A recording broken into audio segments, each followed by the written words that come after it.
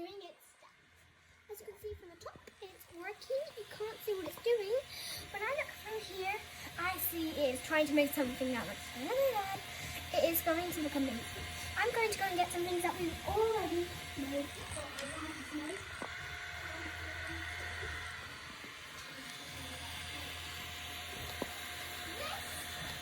This is a skeleton bone, but my dad tried to make it into a snake. It did not go well. It could be a good brush though. It could be a good brush, yeah. Yeah. This I really do like, even though you peeled it, it's really nice. It's like a little square. I don't know what this is, but I do like it. Guess what that's supposed to be? What? It was supposed to keep printing here, Yeah. and it turns into a phone holder. So you put this on there, and this would have gone all the way out, but it stopped working eventually, so I had to stop it. Shall we have a look? Let's have a look. Oh, is that a square?